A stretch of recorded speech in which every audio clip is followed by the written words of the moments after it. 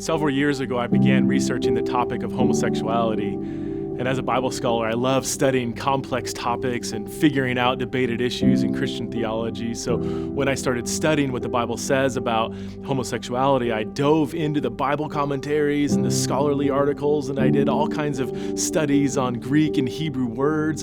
I basically locked myself up in the ivory tower to solve the issue of homosexuality. But early on in my research, I did something that would change my life. I closed the books, I left my desk, and I started hanging out with LGBT people. I started listening to their stories, and the more I listened to their stories, I started to get to know them as people. I started to empathize with their unique struggles, and my stereotypes were crushed and confronted. And most of all, I found myself enjoying my new friends, who equally and beautifully reflect our Creator's image. Debates about sexuality and gender are not just about issues. They are about people, beautiful people. These debates, they're about my friends. The way I always start out my story is the way lots of people start out their stories, and that's to say that from the time they were a little kid, they knew they were different. All of my friends enjoyed having their hair in pigtails and wearing dresses, and I wanted to run around and play Tarzan or play football with the boys. I had absolutely no interest in being a girl. I hoped and prayed fervently that it would go. Parents had the sex talk with me and my brothers, going up to my dad afterwards and asking him, but what about homosexuality? What is that? And I was in 6th grade, and he was like, oh, that's something that people do that we don't talk about or that we don't approve of, and that was it. Growing up with gender identity questions in the mid-'80s, early '90s was a very frustrating time. Transgenderism wasn't out there, so it was having this horrible feeling that something was wrong, that I didn't feel like I fit in my skin. The only person I told any of this, that I wasn't attracted to women, that I was attracted to men, I told my brother when I was in 7th grade. And I said, I don't know what to do about this. And he didn't know either, which was not a great comfort to me. And I decided after that I just wasn't going to talk about it, that I was just going to wait until it went away, until everything was different. And then I decided to go from this girl who was really afraid of men and was really flirtatious with guys and girls, and I went and I became like youth group girl. I was like, okay. So I'm gonna serve in the youth group. I'm gonna go to a Christian college. I'm gonna be an RA. I'm gonna be a small group leader. I'm gonna lead worship. I'm gonna do all the things for Jesus. Until my body started to break down. I became suicidal, and God finally just kind of laid out for me that I was gonna be okay somehow. And I went to my pastor, and with this confidence that I felt God had given me, I went to my pastor and I said, look, this is something I'm battling. I don't know what to do with it. And I was escorted out of the church and invited to never come back. And I didn't. For 18 years, I didn't set foot in a church. I can remember what it felt like to sit in that office and to be so afraid and to feel so hot and trembly, and to not even be able to look at my father or mother in the face, but to have to tell them this dirty thing that I was experiencing. And Mom and Dad responded, fully in character, which is to say, with love and grace. And they said, Drew, you're our son and we love you and it's okay. But they also said, we're going to help you to deal with this, and we're going to be able to get beyond this. We can fix this. Up until that point, there had been denial. There had been not sure what path he's going to go down. We panicked. There was a lot of fear. We got Drew straight into counseling. We got him into ex-gay therapy. And those were mistakes we made.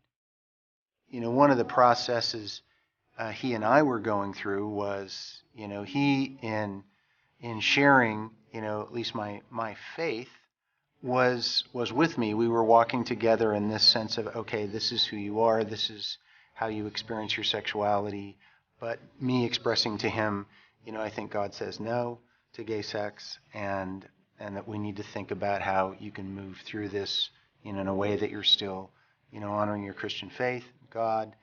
And Drew was with me on that for several years, and we used to talk about that a lot.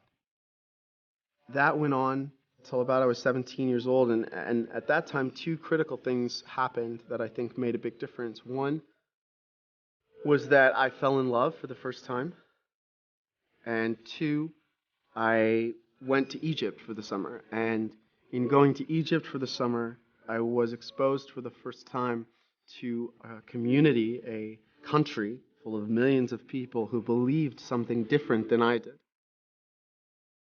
When he got back from Egypt, he had really experienced a lot of different things, seen a lot of different things. His view of the world had changed, his view of himself, his view of religion, his view of faith. And it was in that year when he said to us and to me, really, I'm done with the Christian faith. I don't believe this anymore, and I'm not going to go to church anymore. I'm gay, that's who I am, that's how I'm going to live, and you're just going to have to live with it. And I didn't respond very well. I became hugely angry at my parents. I think also a tremendous amount of anger at myself came out, this anger that I had been wasting all this time, or it felt like that, trying to change myself into something I wasn't.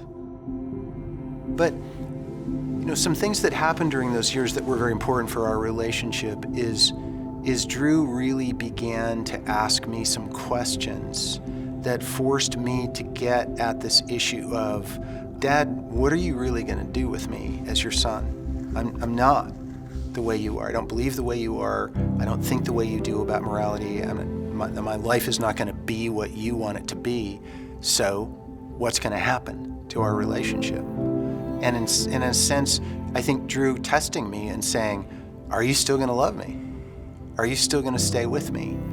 And we had to go through a lot of battles about that for a couple years. But what I think made our relationship unique was that we didn't stay there. And despite all of those intense feelings between parents and child, we were committed throughout that whole process of those early years of me being out of the house to staying in relationship with each other, despite the fact that it was hard.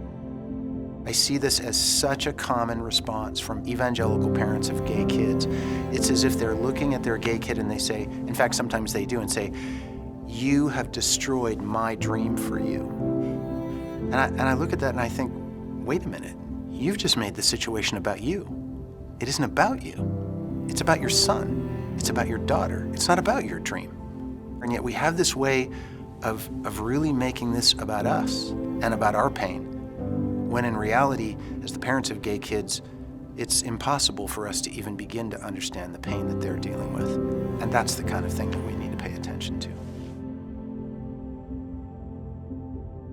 I went on to college and was in the Baptist Student Union there. They knew nothing about what had happened back at home, and I was on the executive council. I had gone to summer missions in a prison, and while I was there in summer missions, started dating one of the prison guards, and I would preach on Sunday morning and then go home to her, and I felt like this horrific hypocrite, and I didn't really know what to do, so I completely left the church. I left everything behind in my faith and started in theater, where being gay was completely accepted. And I met my wife, and she was unlike anyone I'd ever met before. We dated for 2 years and were married for 6. She had a fatal disease, and we ended up having to pull the plug. And I called this church and spoke to the pastor. I will never forget his words. I asked him if he would consider doing Sue's funeral. I said, we're lesbians. I know you're a church, I know you're in Northampton, but would you do this for us? And I will never forget these words. He said I would be honored to.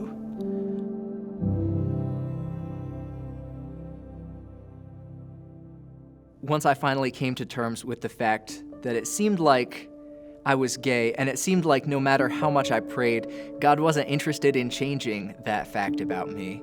So I sat down with my Greek New Testament and my commentaries and my lectures on YouTube, and I dared to think the unthinkable. I dared to ask the question that I had never dared to ask before, which was the question of whether the Bible might leave room for me to pursue a relationship with another guy. It was a very complicated question. It was more complicated than a lot of the well-meaning people in my life had made it seem. But I did end up concluding that there was also a best answer to the question, that there was a best way of reading the text, and that was a way that didn't leave space for me to pursue a relationship with another man. And so after a lot of wrestling, I decided to commit myself to a life of celibacy. And since then, it's been a long journey of figuring out what it looks like to be celibate in a way that is not living a life without love. Every minute of every day, I wanted to be in a same-sex relationship with a woman. And I needed to just leave my hyper-religious community and move to one of the coasts where I could be free to be me. In that season, I met Matt. Whoa, left field. So we took a month to just pray. And I honestly, in that month that we were praying, I was just like, Jesus, I'm gonna tell him my story. And he was maybe the third person I was gonna tell. I was like, God, I could get majorly rejected right now. So as much as I could in my still broken heart, I told him my story, and he said, I don't see you any differently. And that just melted away so many defenses. And that was 8 years ago.